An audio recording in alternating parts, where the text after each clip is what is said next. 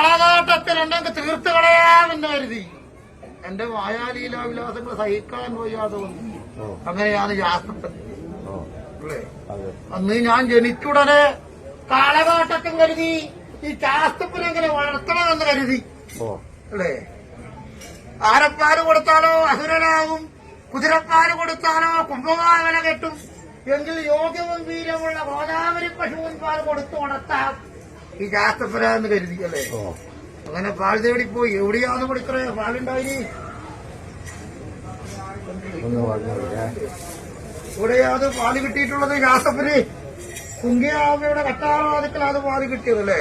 അങ്ങനെ ഒരു കുമ്പക്കുള്ള പാലിന് ചോദിച്ചു പോയി.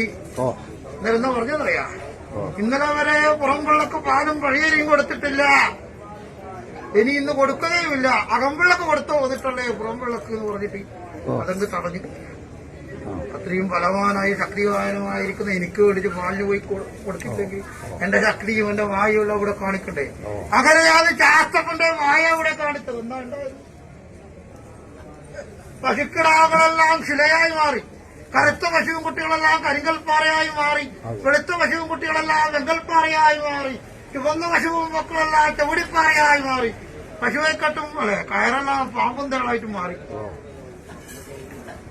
ഘോഷാല അഗ്നേരിഞ്ഞു പോയി. ഒരു കിടാരം പാല് കിടന്നതെല്ലാം നീരായിപ്പോയി, മറുകിടാരം പാല് കിടന്നതെല്ലാം ചോരയായും പോയി. അത്ഭുതപ്പെട്ടില്ലേ? അവിടെയോ എന്റെ മായ അല്ലെ കടന്നു തിന്ന.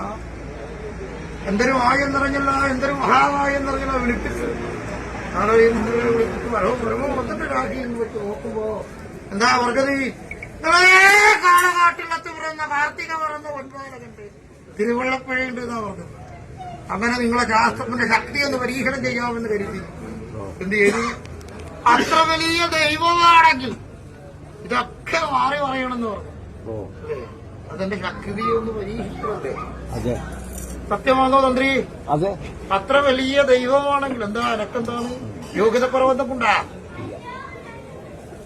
പറഞ്ഞ് നാവ് വെക്കും മുമ്പേ, ചിമ്മിയ കണ്ണു തുറക്കും മുമ്പേ, ചൂണ്ടിയ വരള് തുടക്കും മുമ്പേ എല്ലാം മായയിൽ നിന്ന് പ്രത്യക്ഷരൂപനായി. അന്ന് യോഗ്യത്താലനൊക്കെ പാല് കൽപ്പിച്ചിട്ടുണ്ട് അല്ലേ.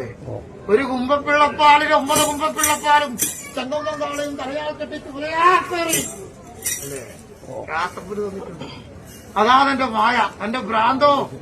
വിദ്യാഭ്യാസത്തെ വിപ്രനെ തെക്ക് വടക്കായും മറച്ചിട്ട് നെഞ്ഞത്ത് കയറി അല്ലെ കൈകട്ടി പൂരക്കാട്ട് നടത്തിയാണ് ശാസ്ത്രപ്പൻ അല്ലെ. മഹാഭാരതം 18 ചുട്ടുപൊട്ടിച്ചതാണ് ശാസ്ത്രപ്പൻ. കാളകാട്ടില്ലവും ചുട്ടുപൊട്ടിച്ച. ഇങ്ങനെ ഇരിക്കുന്ന മായാഭ്രാന്തനെ വെച്ചേക്കരുന്ന് കരുതി കാളകാട്ടത്തൻ